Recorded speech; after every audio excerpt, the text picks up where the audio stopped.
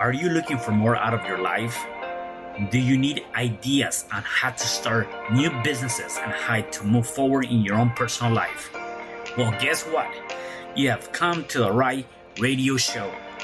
At You Can Overcome Anything podcast show, you will learn and hear from many people from all walks of life who are sharing their challenges, their stories, the habits, and the mind shifts they had to overcome to become who they are today.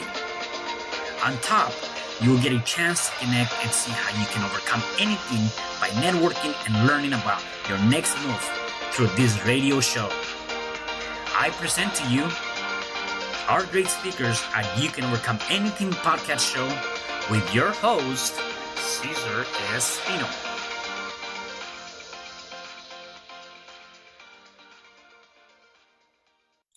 Hello there, and welcome back to your show, You Can Overcome Anything podcast show. It is their host, Cesar Espino, and you can find me at www.cesarrespino.com. Today, I have a special guest. Her name is Lisa Edwards. Hey, Lisa, how are you? I'm good, thank you, Cesar. How are you? I'm doing, thank you. Thank you for asking. So for the listeners, let me just give you a little bit of her background, and then we'll have you kind of introduce yourself again and just kind of go through your background, through your own journey, okay? Yeah, sure. So Lisa was actually in a relationship of 6 years, and what seemed to be probably the one relationship turned out to be probably one of her biggest nightmares. It actually was a huge lie. Her ex-husband or a partner had actually another family, was married, had another child with somebody else, and really just was lying to Lisa in many different aspects, to the point where he even lied about him having a brain tumor and used that as an advantage to really take advantage of Lisa and sexually assault her. And so luckily Lisa was able to get out of that relationship, and now Lisa is a master practitioner of hypnotherapy, NLP, a time-bound therapy, and an inspirational speaker. So I wanted to just kind of give a little bit of a framework, because I know that there's a lot more that you can share with us. And I wanted to hear that from you and talk about, first, before we get to maybe the relationship, is where are you from, and talk about your childhood. My childhood. that I think that's another episode. Okay. Yeah. Well, I grew up in a very strict religious household. I would call it fanatical, actually.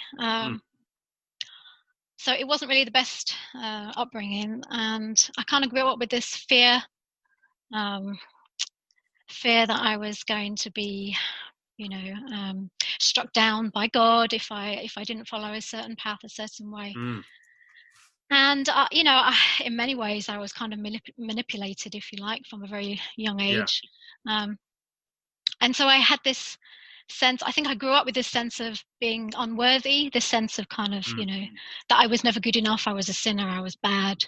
And so I think that's where a lot of my, I think, as you know, a lot of trauma and things, a lot of our issues that we carry through our lives are sort of rooted in our childhood, and I think for me that was a huge problem. And I think, and you know this from being an NLP and hypnotherapy. A lot of times between the ages of 1 and 7, more or less, that's when really, what happens in those 7 years, it really can stay with you for the rest of your life, right? That's when the unconscious mind and the conscious mind, both of them, are more alert, and anything that is happening during that time frame, you're more or less are going to be carrying that with you in your life, unless you start making changes or start, working on your mind at the end of the day. And so if anyone that goes through anything like that at a young age, it's hard to break those, beliefs, habits, things that were installed in you by other people that we might have seen as authority figures. In this case, you were seeing, the religious aspect of that was an authority figure. And so therefore, you're always kind of living with this fear of not being good enough, right? And a lot of people go through that even nowadays as they're growing up in anything. It doesn't have to necessarily be religious. It could be a family that is, not properly functional, or even friends or things like that. So, yeah, I can see that being a difficult task, right? Yeah. I think there's, sort of to reiterate your point, I think there's that famous saying, isn't there? Give me a give me a boy until he's 7 and I'll give you the man for life, isn't it? I don't know. Yes, I think it was a monk or somebody who said that. So yeah, so it's really quite what happens sort of always up until the age of 7 is usually what stays, unless you consciously actively change it, you know. Yeah, definitely. So so that was kind of your upgrowing, and then any major obstacles that you had to overcome, you know, during your teenagehood or anything like that, that you had to go through? Yeah, I had quite I sort of came from, even we were quite religious, but it was quite an abusive household, Mm-hmm. and I was whipped at the age of 12 and pushed down the stairs at the age of 15 by so-called caregivers, people that were supposed to love me, take care of me.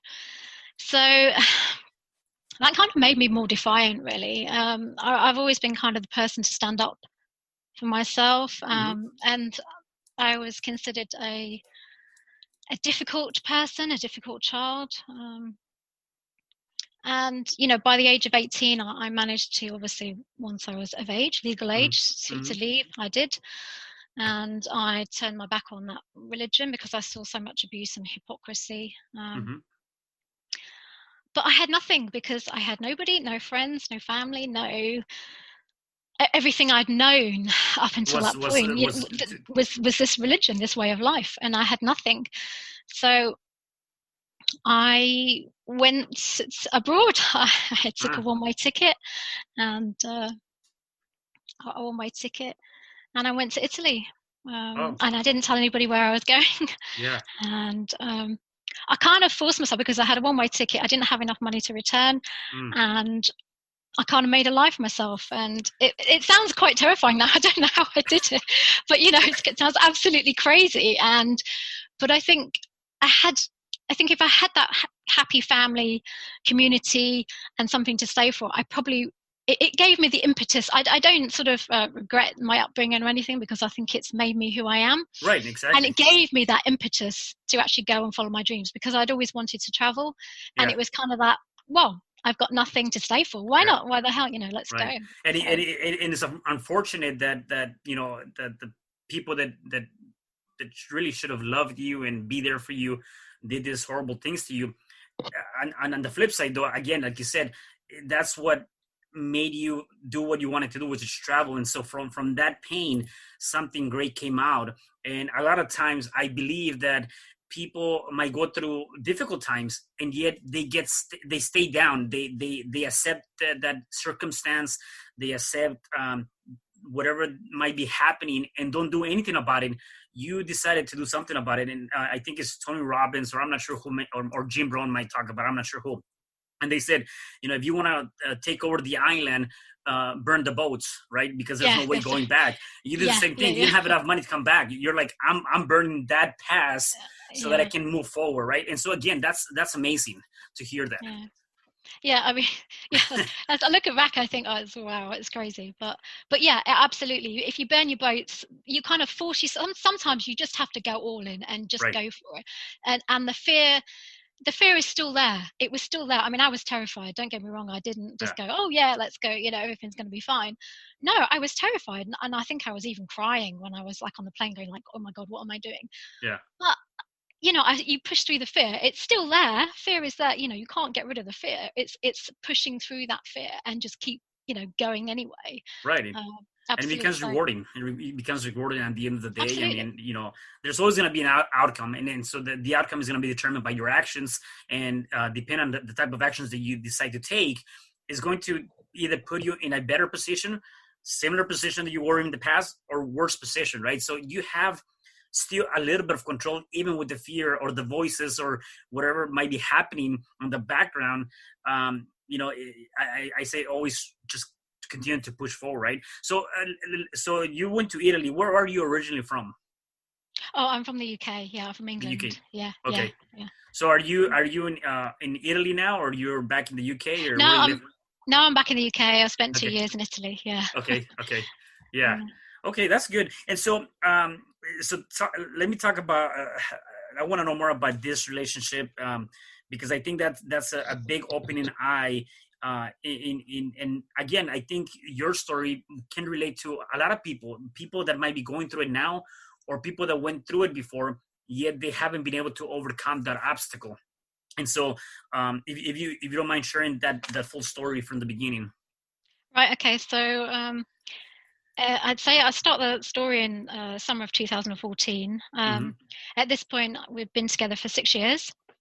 This is a great guy, seemingly Mm-hmm. great guy. All my friends and family, they really liked him. He was very kind, and he was just like a meek, humble Mm-hmm. guy, really. He'd never said anything bad to me. My son really liked him.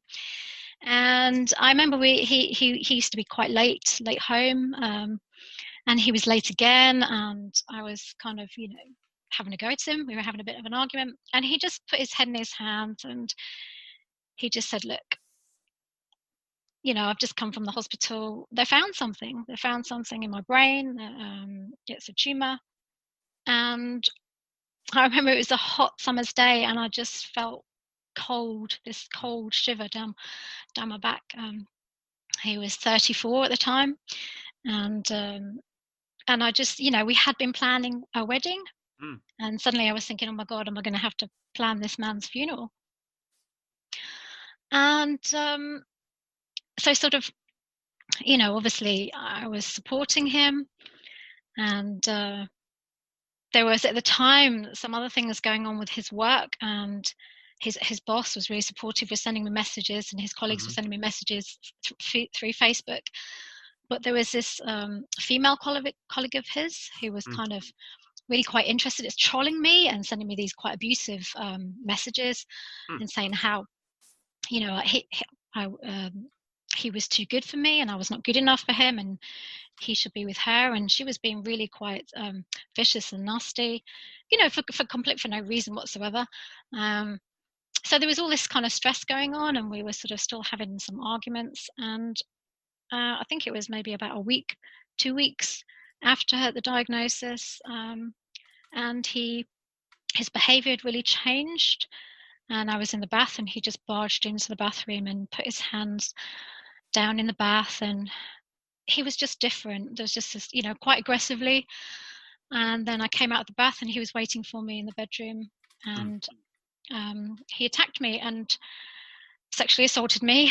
He raped me.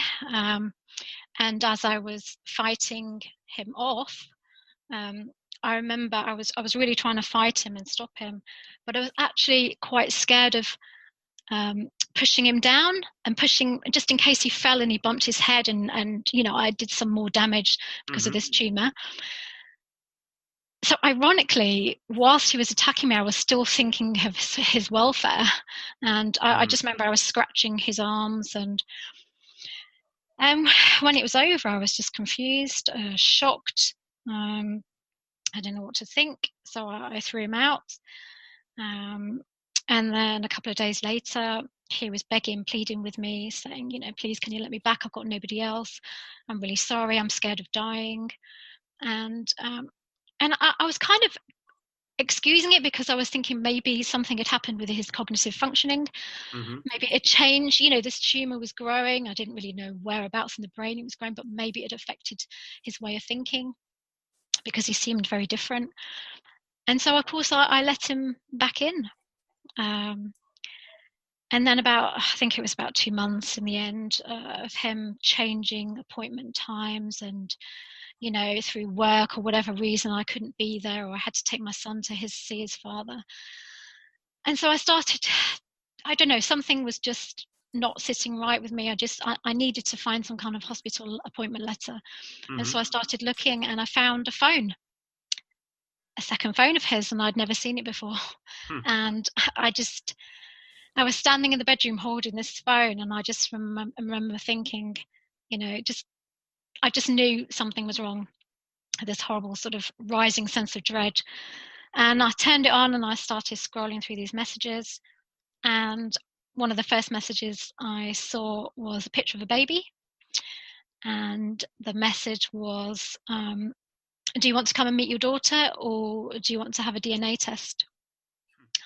And it was 2 years before, so we'd been together for 6 years, so it was obviously. Yeah, And as soon some as sign that. yeah, and I saw the picture of the baby, and it looked exactly. I just knew, this wasn't a hoax or anything like that. And I continued scrolling through the messages, and to cut a long story short, over the next few days, weeks, maybe a month or so, and I started to gather all the evidence. I found out that he was married. He'd fathered a child with this other woman. He'd actually got her pregnant, and because I phoned her and we spoke, she didn't even know who I was talking about. He'd given her a false name, and he disappeared. As soon as she said she got pregnant, he'd disappeared and So changed his. was he like essentially dating three different females, or was it just two? Or No, so basically he was with me for 6 years. I thought we were obviously a yeah, family, a couple. right, yeah, And he'd met this other woman on the internet, on a mm. dating site, app, or whatever. And apparently she was one of many, I think, but she thought she was also exclusive with Right, the him. only one, yeah, Yeah, but he'd given her a false name. They were only together for maybe 2 or 3 months, up until the point she got pregnant, and he said, "Get rid of it." She said, "No, excuse me, I'm not." And that was it. He disappeared. He changed his phone number, yeah, and of course, I also found out he was actually, through all the messages and contacting all these people. There was another number on there that was regularly phoned almost every single day. Lots of phone calls. mm-hmm. No messages, but lots of phone calls. And I found out that was his wife.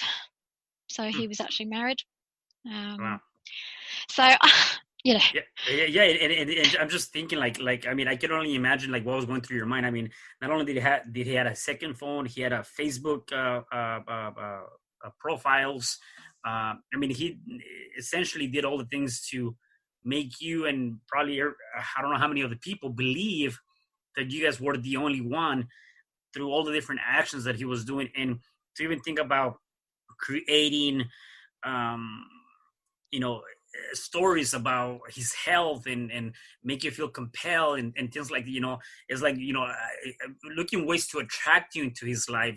And that's obviously crazy to even know that. And I know that for you that was very difficult because you hit rock bottom. Like this was, it was a 6-year relationship. You pretty much, your world came down on your lap. You feel hit rock bottom, and you ended up in the hospital as a result of this. So what happened in that sense? Well, basically, I mean, I think they're just a trust issue. I mean, Yeah.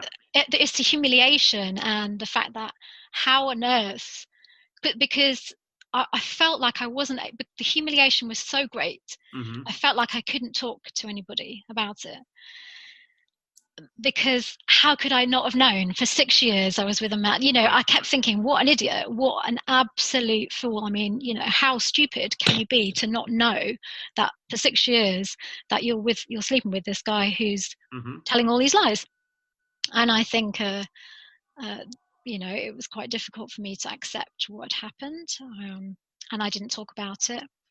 Yeah. But before I ended up in hospital, what happened, what really sent me over the edge, was that I ended up very quickly in another relationship just afterwards. I thought, right, I'm just going to, in a true British soldiering on, yes, come on, let's carry on with it, I'm fine. Mm-hmm.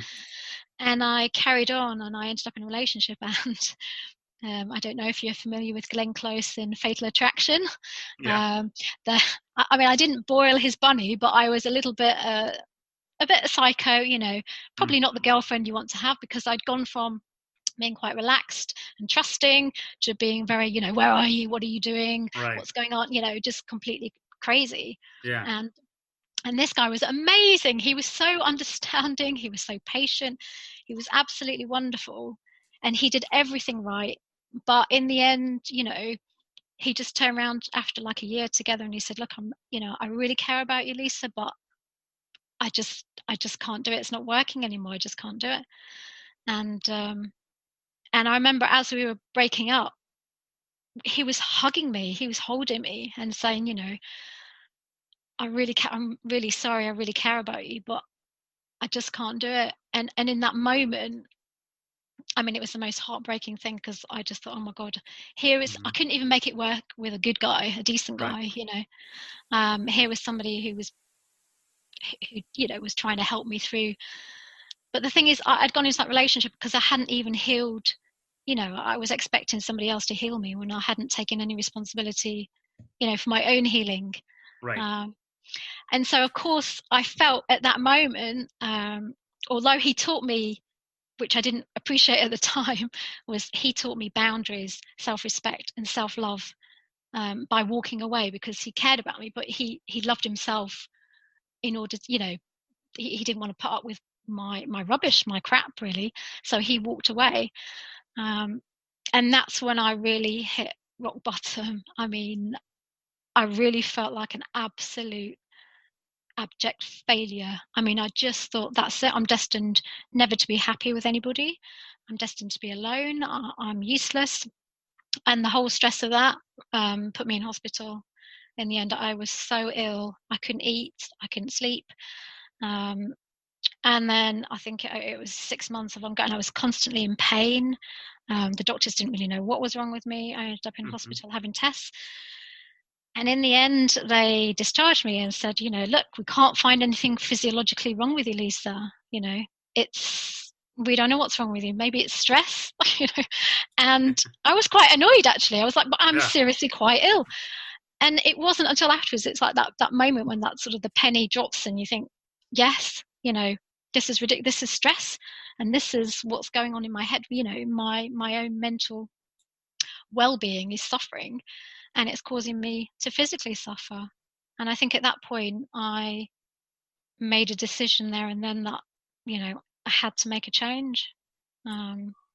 Right. I had to. Yeah, and one thing that you were talking about, and I want to touch on that a little bit more. And you know, it seems like, again, if we look back to your childhood, and you know, even leaving your home country because of the fact that, you know, you felt like there was nobody there.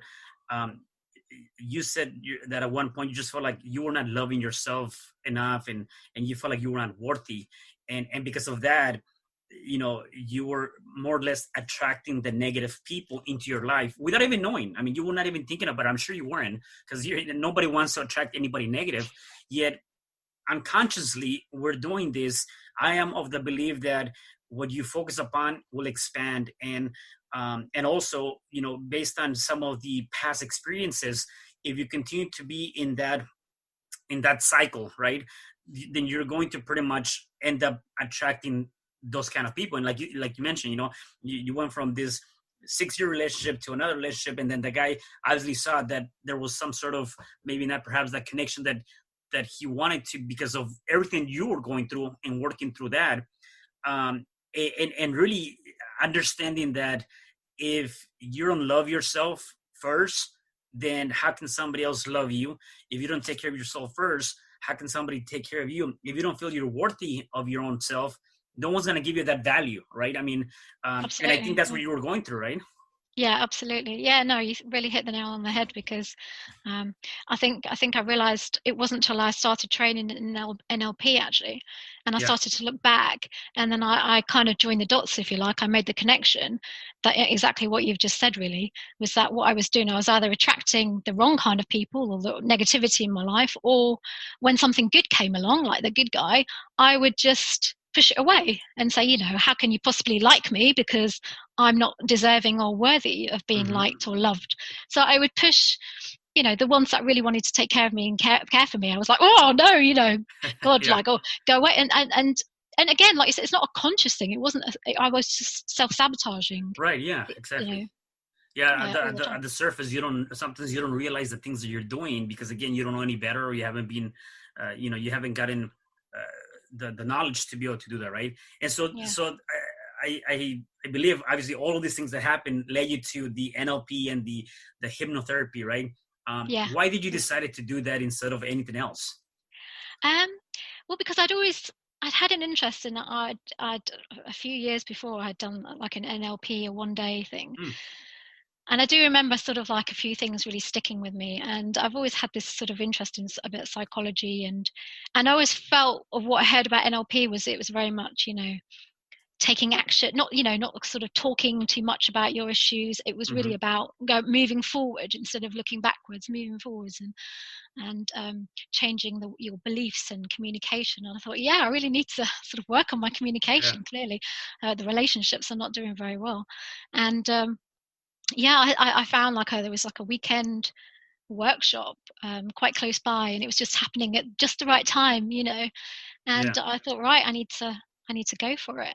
And that's how it started. I did a weekend first, and I got so much from that weekend, so much, that I went on to then do the practitioner course a bit longer.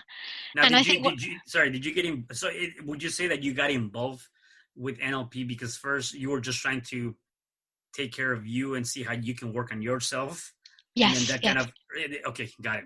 Yeah. It wasn't, I had no intention of continuing with it in terms of a career change or anything like that. No, it was really because I really needed to, I had a son and I couldn't, because I was just a mess, I was always crying and I was pretty rock, I was really at the bottom, really. And so I needed to, I didn't really want to go counselling. I didn't want to just sit there and talk. I wanted some way of some actively, tools and something, absolutely, some strategies. So that's really what it was at the beginning. And it was such a huge eye opener because I think the very first thing that stuck in my mind as what I learned on the course was to take yourself from the effect side to the cause side, which was, from victim to somebody who's in control of their life. And it was so empowering and so liberating. And I was like, because I'd played this blame game and was always, poor me, I've had a really bad upbringing, poor me, nobody loves me, poor me, I've had all these bad relationships, and I'm just this poor little Lisa victim. And it was empowering to think, okay, no, I don't have to think, I don't have to be like that, I don't have to be a victim. I can change this. I can't change what's happened to me, but I can change how I react to it and how I go from here. And that was the first thing. And I thought, this is powerful stuff. This is really powerful. No, I love that. I really love that. And again, there's a lot of times people that go through a lot of difficult times in their lives. Some people, again, they stay down and then they don't do anything about it, right? And I like how you decided to take control over your life again and say, you know what, enough is enough. Yes, I've gone through all this, everything that happened in the past. And again, yes, you could have stayed, that's called I think they call it the drama cycle, right? You couldn't stay inside the drama cycle where you're the victim, or where you're pretty upset and you're the perpetrator, or where you're now the rescuer, you're rescuing somebody else that maybe you're not really rescuing them, you're enabling them, right? So a lot of people tend to stay in that drama cycle, and you said I'm not going to stay inside that drama cycle. I'm going to come out of that and see it from a different view. And that's very empowering, because a lot of people tend to stay in that drama cycle and don't come out of that and don't take control of their lives. And you did, by obviously getting some strategies and tools through the NLP. And I myself, I'm also an NLP practitioner, so I know how powerful that can be when it comes down to really working on the mind and really working on yourself more than anything, right? So, so you went through that. You went through the 3-day class or seminar, whatever that might have been. And what happened after that? What was your next steps as relates to your new journey? Because you decided to rewrite the script of your internal life. Again, you cannot stop what's going on the outside or anything else. Yet you can work on your life, and you're rewriting the script of your internal life. Yeah, I think there was because I did the practitioner, so I did the weekend first. Yep. And then I went on and I did 7 days of the practitioner. And then I just loved it. And then I found this amazing, the trainer, he was like a mentor. He was absolutely incredible. He was the funniest guy as well. And he just knew what was going on inside your mind. He would just look at you, and it was almost like he was reading your mind all the time. Wow, okay, don't look anywhere. And he was absolutely fantastic. And he was so inspiring. It really inspired me. And I remember, I think it was on that, the first practitioner, and I think you've already mentioned this about, because he was talking about this pattern. So often we have this pattern of behavior, like you kind of mentioned. And I remember him talking about this, how can you can't turn up in a relationship, or maybe if you've had a pattern, if you look back at all the patterns of your relationship, do you exhibit the same behaviors in those relationships? Then it's not the relationship, then it's you, Right. and Yep. what you're doing. And I was thinking, no, I'm not attracting the same kind of people. No, that's not me. That's not me. And then when I actually thought about it, I thought, yeah, that is me. I do that. Although the guys may have been different, there was a cycle, and I could see this pattern of behavior. And I thought, no, again, I can see things clearly. It was kind of just, it was like, it was like those tinted glasses. I was taking off glasses, Yeah. and seeing things so much clearer. And not in a kind of negative, oh God, I've messed up and I've failed so many times, but it was empowering, because I could see that I'd had this issue with lack of self-love, feeling this lack of self-worth. And it was actually the mentor, and we were sat together, and I was kind of going on and on about life and how rubbish everything had been, and I was talking and talking and talking, and he said nothing. He was just listening to what I was saying. And then he just reached out into his pocket, and he brought out a packet of tissues, and he put them down on the table in front of me. And he said, I'm so sorry, Lisa, but what do you hate about yourself? And I just burst out crying, and I Wow. just cried, and I cried, and I cried, because he hit the nail right on the head right there and then, that this, that I'd carried this throughout my whole life, that I was unworthy and unlovable. And so that was a huge, massive aha moment, and it was a huge it was like a weight. I mean, it was because I was crying and crying and crying. It was quite cathartic, really. It's just this release of emotion. Yeah. And and I think I cried all night, and I cried the next day. And then once after, I was like, right, okay, that's it. I know what the issue is now. I can work on it. Because once you know what the first thing is, obviously, what is it that you need to change? And that was that. So I had to actively say, that I was good enough, that I was worthy, and start that whole process of, and part of it was even just realizing that that was the issue. Right.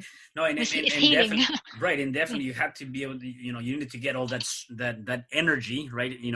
As we know, a lot of the things that we do are energies, and there's, you had so much baggage, so much energy that you needed to release to be able to get you to the next level. So what were some things that you had to do through this journey of being able to start saying, Lisa, I love you, and Lisa, you're worthy, and all these things, right? To start changing your mind to that, because again, for many years prior to that, again, you felt like you were not worthy enough, right? Or loved enough. So what were some of the things that you had to do, or might still be doing, to help you with that?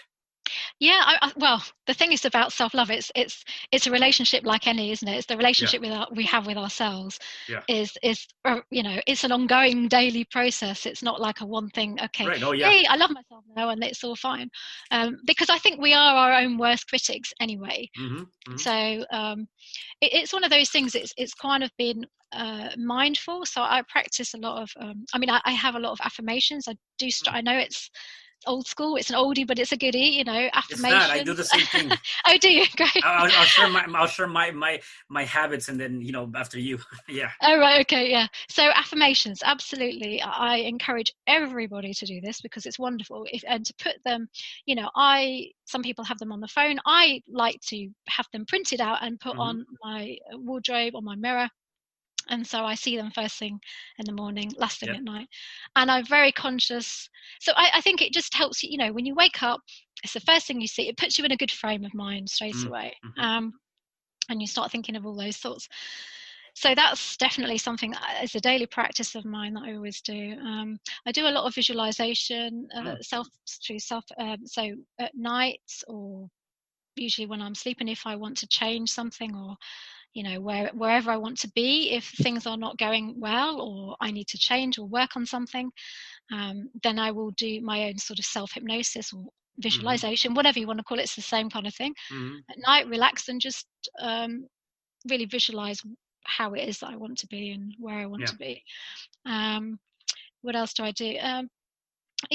Meditation is a good one as well that I try to practice every day. I quite like the walking meditation because I'm not very good at sitting still for too long.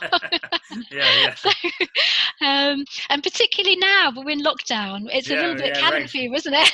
Yeah, exactly. So you kind of think, oh, I need to do something. I don't want to be sitting down calm.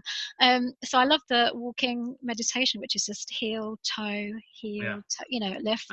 And you just kind of focus. You go very slowly. I used to go to a Buddhist meditation center, and they taught me this one. So it's heel, toe, forwards, and that's you walk very slowly. You look down at your feet, and you just think about. You're just very mindful of how your feet are moving, and so that's great if you don't want to sit down. And another thing that I absolutely love to change my state instantly if I'm feeling a bit lethargic or down or whatever is music. I love music. I find music very, very therapeutic. So if I'm feeling sorry for myself, I have like a power song, a couple of power songs. I put on the power song, I dance, I sing. And that energy is, if I had some negative energy, it's now twisted, it's changed straight away into positive energy. And I feel great. So I use music a lot as well. And so it's a combination of things, really. Right. And no, that's amazing. And for our listeners, make sure you take note. I mean, there's already several different tips you can do that you have to do to make sure that they can help you on your day-to-day basis. I'll give you some of mine. What I do, same like you, I do affirmations. And I actually have them on a notepad. I also have 2 vision boards, and I have little sticky notes all over, like the restrooms, my office, the mirror, all over the place, right? And what I do is I do a couple of things. Number one, right before I go to sleep, I read out the affirmations. I don't just read them; I actually speak to them into the universe. So I read them out loud. And I do that when I first, right before I'm going to go to sleep. And then as soon as I wake up, that's one of the first things that I do. And then I also do another thing talking about self-love. I didn't do this before, and it was very hard to do it when I first started doing this. Yet I changed that because I realized that you have to be able to love yourself more than anybody else, and then things start happening for one way or the other. So I started saying 3 things to myself in front of a mirror. I will stand, look at myself in the mirror, and that was hard to do, by the way. I will look at myself in the mirror and I say, Cesar, I love you. Cesar, I appreciate you. And Cesar, I thank you. And I will say I say those 3 things when I go to sleep and when I wake up. And again, it's just little things here and there that, to me, I believe they have made a big difference, because it definitely changes your framework. It changes your state of mind, right? So how important do you think are doing things like that, whether it's meditating, whether it's affirmations, whether it's doing any kind of habits? Because I know that sometimes people say, well, that doesn't work. It's not even why waste my time doing that kind of thing? Like, from your perspective, how important is it to have something, to do some sort of habits? Well, I think, everything, because habits, what you want to do is you want to create a positive habit. We have lots of negative habits. We want to change that. And the only way to change a positive habit is to do it repetitively. If you're going to do it consciously, you must do it repetitively. Obviously, the other way to do it quicker as well is to do both. Obviously, to do it consciously, repetitively, and you can do hypnosis. Which is obviously going directly to, cutting out the middleman, if you like, and going straight to the unconscious part. And combination of both is actually quite effective. It's a bit like, I suppose, dieting, just using food. If you do diet and exercise, it's gonna be quicker. But I say to anybody that says, it's not working, it's probably because you haven't tried it for long enough. At the end of the day, nobody gets into a car and learns to drive on the first lesson. Yeah, you have to go and you think, oh my God, oh no, I have to do this. Now I have mirror signal maneuver. Okay, no, I have to do, seatbelt. Oh my God, I'm never going to remember all this. And then what happens? After practice, after lesson, after practice, after practice, after practice, we can now drive without even thinking about it. Yeah, you can sometimes you can drive on autopilot because without even thinking about it. But that doesn't come from doing it once. It comes from doing it many, many times. So I always say repetition, repetition, repetition, repetition, repetition. You have to keep on doing it. Yeah. If you want to do it consciously. If you want to do it quicker, use hypnosis as well, which is, self-hypnosis, which is visualization, really, I guess, you could say. Right. Of the positive, focusing on the positive things you want to change. And you might know more about this. I mean, I've heard, one of my mentors, so I have a mentor, he's actually a hypnotist. And one of the things that he mentions is that, you think of a pizza, and then the pizza has different slides. So, one of the pies or the slide is NLP. So the hypnosis is the big picture, right? Because I think it's more deep, or that's how he explained to me. And then the NLP is just a portion of that, is part of that. They actually have different ingredients, just like you might have on a pizza. You might have more stuff on one side than the other. Yet, they're both very powerful. And actually, if you put both of them together, for sure, it's definitely a lot more powerful. And I've been trying to get into hypnotherapy. I haven't gotten there yet. I've done some stuff on my own. Yet I think that could definitely be something that I can utilize a lot, because I know NLP is definitely great, and I can already see putting those things into practice.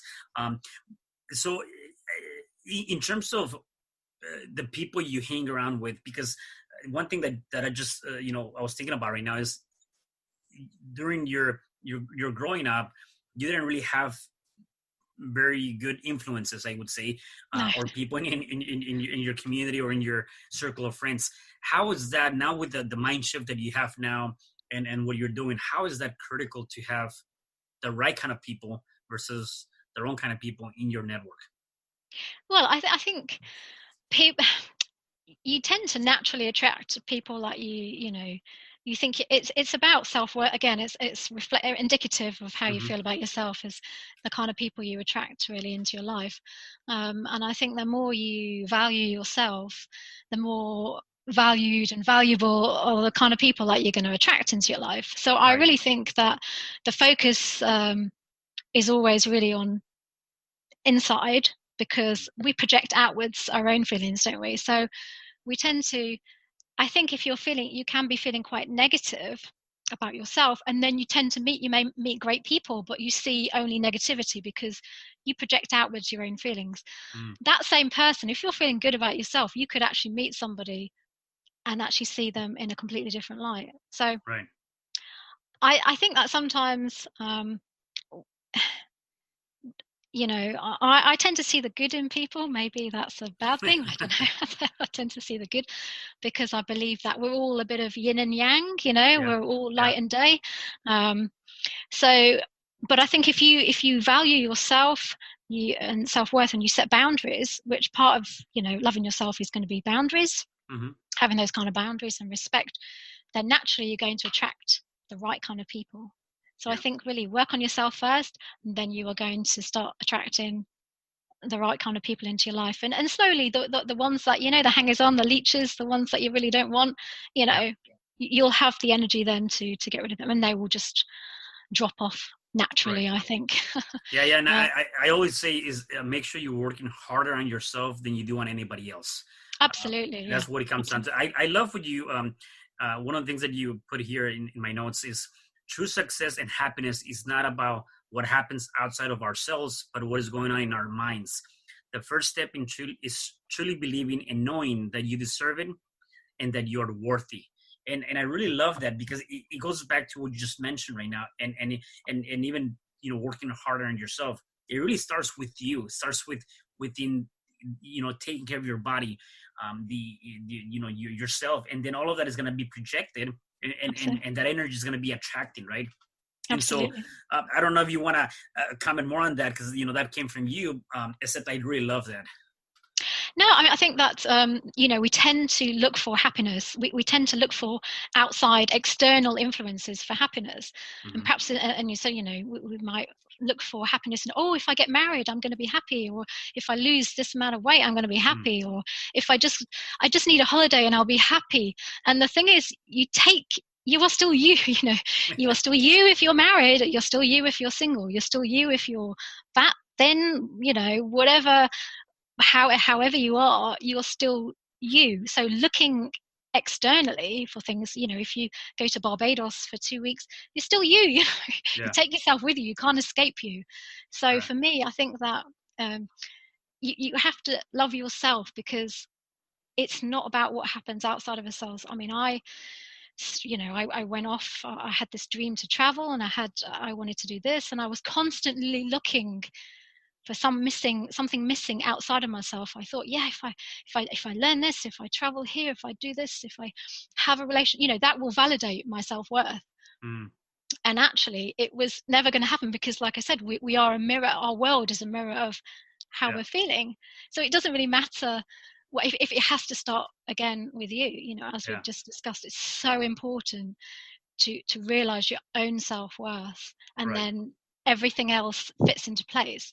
Because another thing that I was saying on that one about loving yourself is that I always kind of liken it to, you can still achieve success and happiness, maybe briefly, even without self-love, because I do liken it to a bit like trying to fly a kite when there's no wind.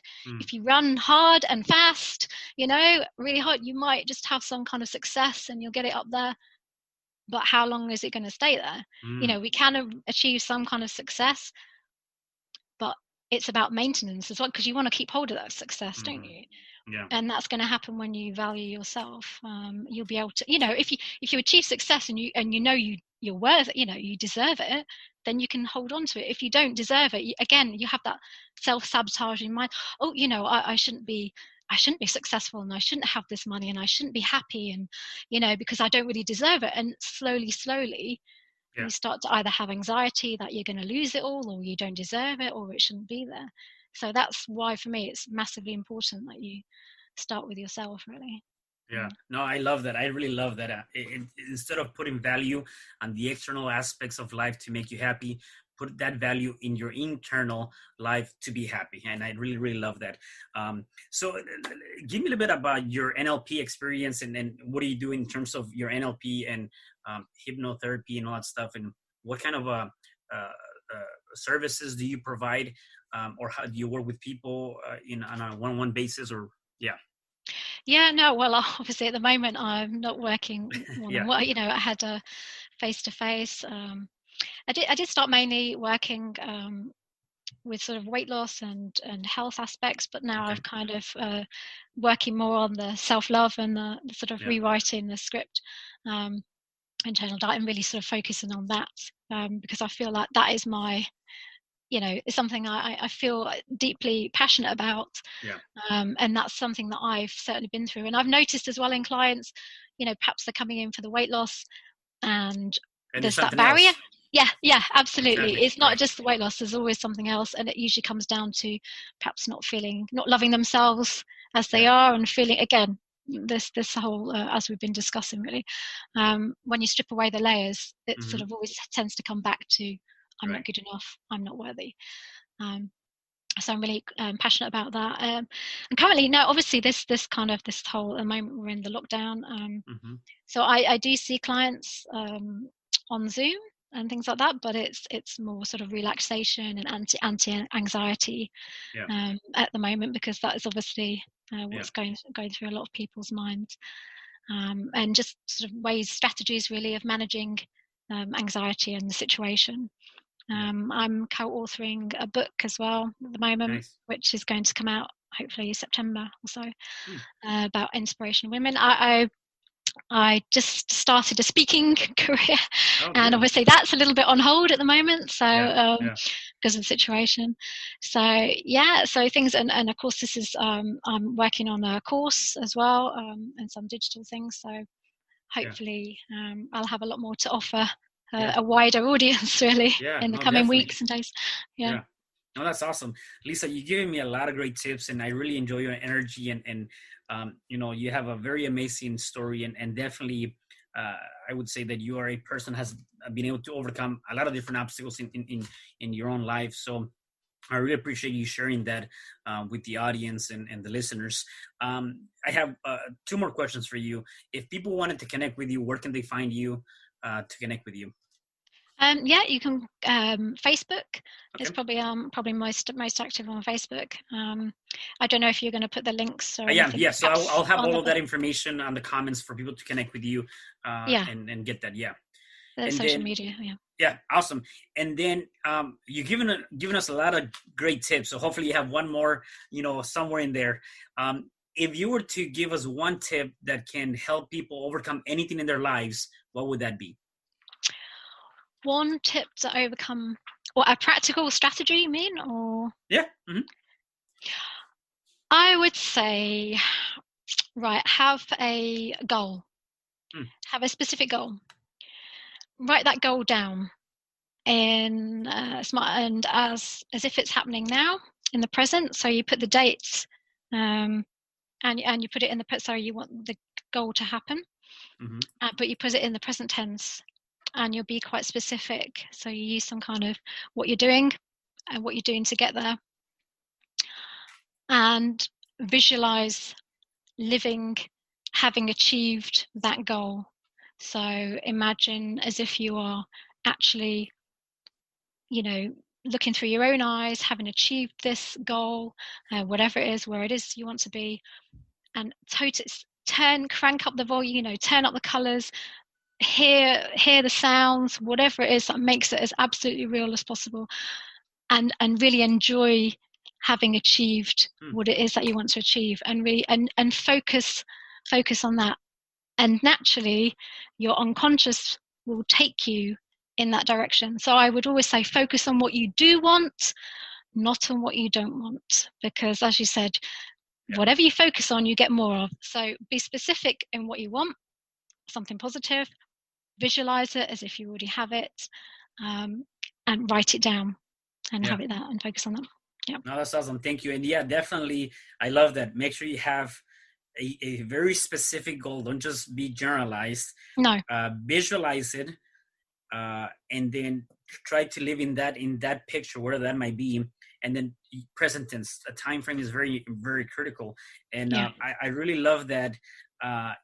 You definitely, that's definitely a great tip for people to utilize, nowadays in anything they want to, and I'll give you an example on that. If you're taking an exam and you want to ace that exam, already visualize as if you've already taken the exam and you already passed it. See yourself with 100% on that exam. Already think of it, and then you're gonna achieve that.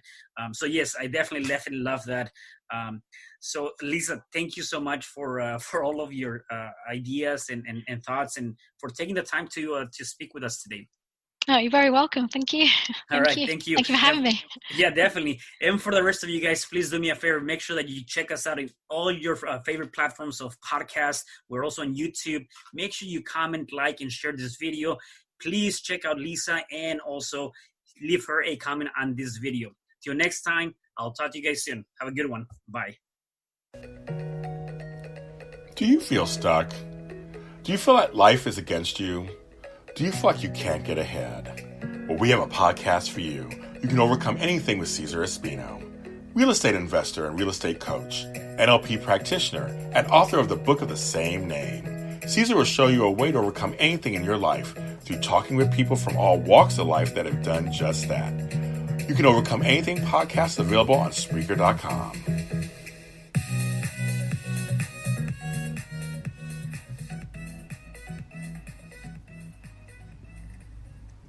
Thank you for having me today. I am so glad you tuned in to this podcast. You can find me at Spreaker.com, where you can like and subscribe. And to learn more about myself and my services, you can find me at www.cesarrespino.com, or you can also find me at Facebook under Cesar R. Espino.